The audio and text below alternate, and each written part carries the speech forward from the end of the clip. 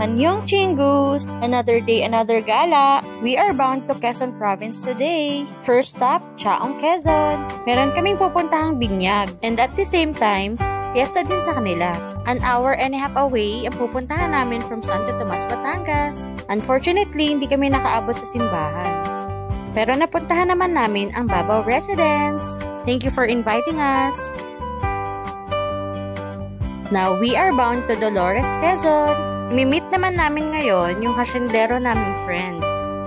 Nasaktuhan namin na papunta sila sa farm nila. Kaya let's go! Medyo challenging yung daan dito kasi maraming mga sumusulpot na mga single, yung mga motor. Pero at the same time, matutuwa ka kasi sobrang ganda ng view.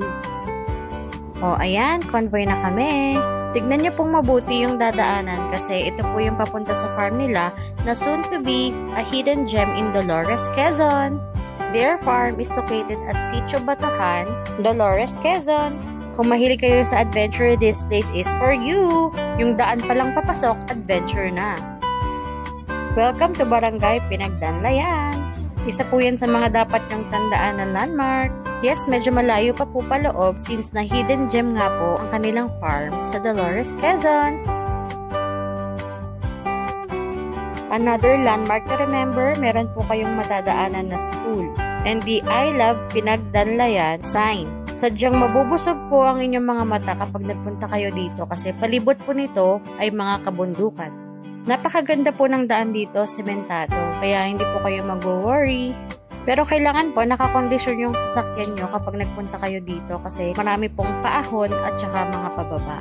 Dapat din pong attentive kayo sa kalsada kasi meron din pong mga nakapark minsan sa gilid. So, ito po, tandaan nyo din po ito. Kapag nakita nyo na yung sign na this way to Hardware and Minimart, kakanan po kayo. Kanto din po nun ay yung Locong Valley Farm. Ito po yung daan na parang roller coaster. Up and then down.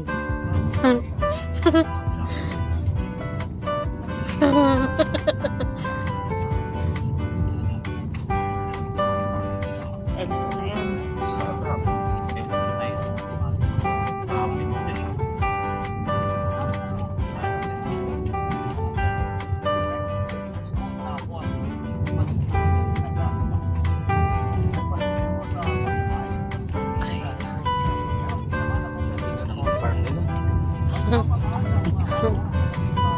Mababado ka dito. Bawal dito yung driver nakabado.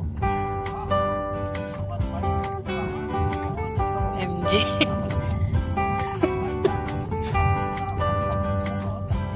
4x4 na talaga dito. Thank you for jeepney na.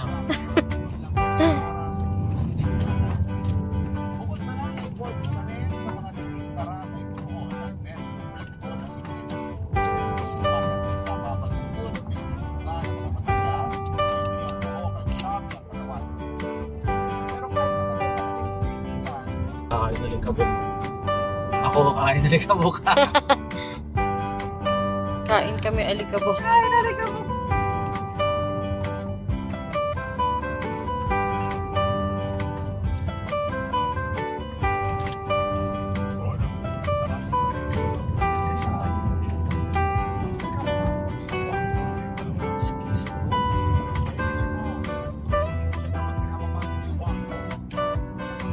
Alam naman po natin na dinaanan ng bagyo ang Quezon, kaya nandito rin sila para i-check yung farm nila kung ano bang nangyari. Dito ang side namin iiwan yung mga sasakyan namin kasi maputik daw pagpasok. And since medyo unpredictable pa yung weather, hindi namin alam kung uulan, inabuting dito na lang talaga yung sasakyan kasi baka pare-pareho kami hindi makalabas doon. O Jiva, ang ganda. Dito pa lang yan ah. Pasilip sa soon-to-be hidden gem ng Dolores, Quezon. That's their A-house na malapit nang matapos. Tapos 3 mountains yung nakapalibot dito.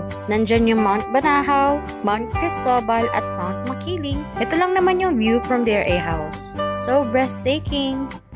Around 2 weeks time daw, tapos na daw tong A-house. Ito naman yung breathtaking view from the other side. Sa baba nito may ilog, kaya perfect talaga sa nature lovers. Thank you Ate Beth and Kuya Hill for letting us visit your farm. Thank you din sa pa-take out na buko. Since hindi ko na video yung pagpunta namin dun sa kanilang farm, eto, binideo ko yung pagbalik namin papunta dun sa may sasakyan. In 3 months time daw, itong nilalakaran namin magiging sementado na. So, mas magiging accessible itong daan na to. Dati daw, around 800 steps yung ganitong rough road. Pero since nasemento na yung mga ibang daan, around 300 steps na lang yung dinadaanan ganito papunta sa farm nila.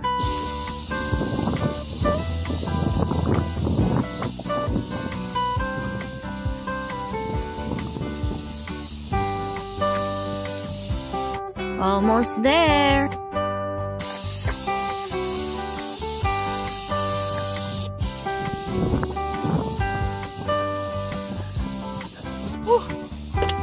Kapoy! Uy! Ganda ng view.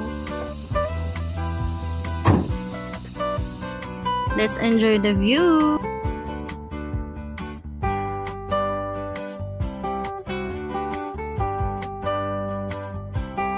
Bago kami sana umuwi, pupunta kami ng Kalinga Happy Place. Syempre, andyan naman si Maring Google. Sinabi din naman sa amin yung direction kung paano magpunta nila Ate Beth. Kaya lang, hindi namin alam kung tama ba tong dinadaanan namin.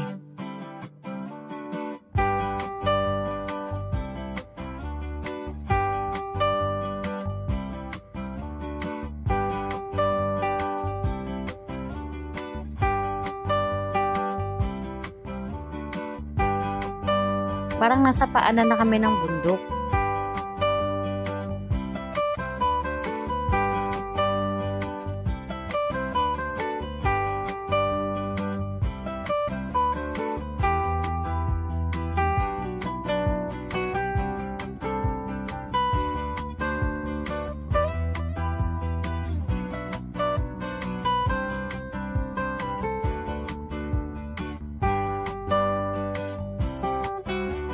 Hanggang sa ganito yung naging daan. So, bumalik na lang kami kasi landslide yan, no?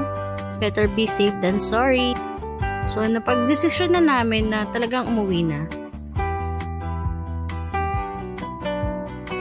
Pero bago kami umuwi, nadaanan namin itong view deck.